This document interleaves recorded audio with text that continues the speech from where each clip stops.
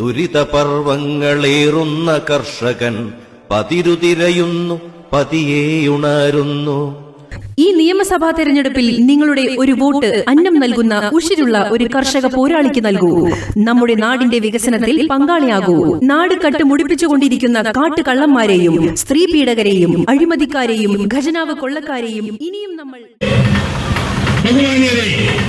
ഈ നാട്ടിലെ നല്ലവരായ സഹോദരി സഹോദരന്മാരെ, പ്രിയമുള്ള വോട്ടർമാരെ,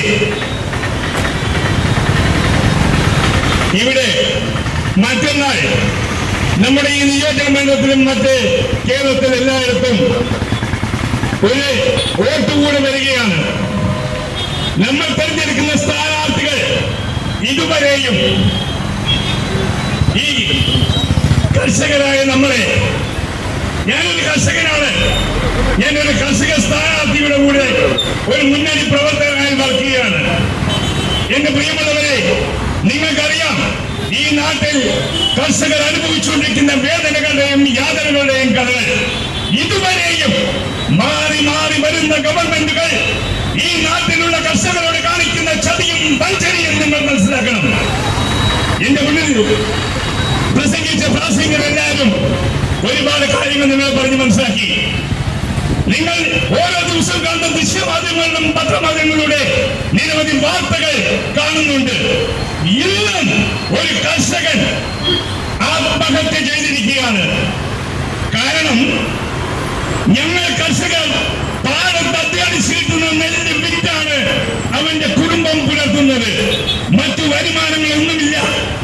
ഈ ഞങ്ങളെ കേൾക്കുന്ന നിങ്ങളെല്ലാവരും തന്നെ എന്ത് ഉദ്യോഗം ചെയ്താലും നിങ്ങൾ മാസം വാങ്ങുന്ന ശമ്പളം മുഴുവനും ഒരു വിഭവ സദ്യയായി നിങ്ങളുടെ ഇലകളുടെ മുന്നിലിട്ട് വന്നാൽ ഓണസദ്യ പോലെ നിങ്ങളെ ഇലകൾ ഞങ്ങൾ പണമായി ചില്ലറയായും നോട്ടുകളായും 10,000-കണക്കിന് ലക്ഷക്കണക്കിന് രൂപ നിങ്ങളെ ഇലകൾ വിട്ട് വന്നാൽ നിങ്ങൾക്കത് കഴിക്കുവാൻ, ഭക്ഷണമായി കഴിക്കുവാൻ കഴിയുമോ?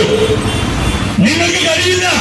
നിങ്ങൾക്ക് കഴിക്കണമെങ്കിൽ വെറും പണം മാത്രം പോരാ, ഭക്ഷണത്തിനും ഭക്ഷണം തന്നെ വേണം. അത് ചോറായാലും ശരി, കർഷകർ ഉത്പാദിപ്പിക്കുന്ന ഉൽപ്പന്നങ്ങളെല്ലാം തന്നെയാണ് കറികളായിട്ട് ഉപയോഗിക്കുന്ന വിവിധതരം പച്ചക്കറികൾ, അന്നമായിട്ട് ഉപയോഗിക്കുന്ന നെല്ലിൽ നിന്ന് വരുന്ന അരികൾ, അതുപോലെ ധാന്യങ്ങളിൽ നിന്നും മറ്റ് ധാന്യങ്ങൾ, പരിപ്പാണെങ്കിലും ശരി, ഗോതമ്പാണെങ്കിലും ശരി, അങ്ങനെ കർഷകൻ പല വിധത്തിൽ ഉണ്ടാക്കുന്ന ഉൽപ്പന്നങ്ങളാണ് നിങ്ങൾ ഓരോ ദിവസവും കഴിക്കുന്നത്. തെങ്ങിൽ നിന്ന് വരുന്ന നാളികേരമില്ലാത്തൊരു കറികളുണ്ടോ? നാളികേരത്തിൽ നിന്ന് ഉൽപ്പാദിപ്പിക്കുന്ന വെളിച്ചെണ്ണയില്ലാത്ത കറികളുണ്ടോ? എന്റെ പ്രിയമുള്ളവരെ, നിങ്ങൾ ചിന്തിക്കുക. കർഷകൻ എന്ന് പറയുമ്പോൾ വെറും നിസ്സാരക്കാരായി നിങ്ങൾ കാണരുത്. കർഷകർ ഒരുപാട് വേദനകൾ അനുഭവിക്കുന്നവരാണ്. കാരണം കാറ്റത്തും വെയിലത്തും മഴയത്തും മഞ്ഞത്തും രാവിലെ പകലില്ലാതെ അധ്വാനിക്കുന്ന കർഷകരാണ്. അവരുണ്ടാക്കിയെടുക്കുന്ന ഉൽപ്പന്നങ്ങൾക്ക് ന്യായമായ വിലകൾ ഈ ഗവൺമെന്റ് സമയാസമയത്ത് തരുന്നില്ല. ഈ സമയാസമയത്ത് തരാതിരിക്കാനുള്ള കാരണം എന്താണെന്ന് നിങ്ങൾക്കറിയുമോ? ഈ നാട്ടിൽ ഉദ്യോഗസ്ഥർ, രാഷ്ട്രീയ ബാങ്കുള്ള എല്ലാ ഉദ്യോഗസ്ഥന്മാരും രാഷ്ട്രീയക്കാരും ഒരുമിച്ച് കളിക്കുകയാണ് കർഷകരോട്. കാരണം കർഷകർ ഉണ്ടാക്കുന്ന ഉൽപ്പന്നങ്ങൾക്ക് സമയാസമയത്ത് വിലകൾ കൊടുത്താൽ അവൻ ഉൽപ്പന്നം ഉണ്ടാക്കുന്നതിന് വേണ്ടി വീട്ടിലിരിക്കുന്ന ആഭരണങ്ങളും മറ്റു വസ്തുവകകളും ബാങ്കിൽ, ധനകാര്യ സ്ഥാപനങ്ങളിൽ പണയം വെച്ചാണ് കൃഷി ചെയ്യുന്നത്. അതല്ലാതെ യഥാസമയങ്ങളിൽ പണമാറ്റൂരെ വിജയിപ്പിക്കണമെന്ന് വിനീതമായി അഭ്യർത്ഥിച്ചുകൊണ്ട് ഞാൻ എന്റെ പ്രസംഗങ്ങൾ ഒരുപാട് നീട്ടിപ്പിക്കുന്നില്ല. സമയങ്ങൾ വൈകിയതുകൊണ്ട് ഞാൻ നിർത്തുകയാണ്. പ്രിയമുള്ളവരെ, നിങ്ങൾ വിലയേറിയ ഓരോ വോട്ടും രഘു മാത്തൂരിനെ നമ്മുടെ അടയാളത്തിൽ വോട്ട് രേഖപ്പെടുത്തി നിങ്ങളെ വിലയേറെ ഓരോ വോട്ടും തെങ്ങുപെട്ടെന്ന ചിഹ്നത്തിൽ അടയാളപ്പെടുത്തി രഘുനാഥിനെ വിജയിപ്പിക്കണമെന്ന് വിനീതമായി അഭ്യർത്ഥിച്ചുകൊണ്ട് ഞാൻ നിർത്തുന്നു. ജയ് ജവാൻ, ജയ് കിസാൻ. ദുരിതപർവങ്ങളേറുന്ന കർഷകൻ പതിരുതിരയുന്നു, പതിയേയുണരുന്നു.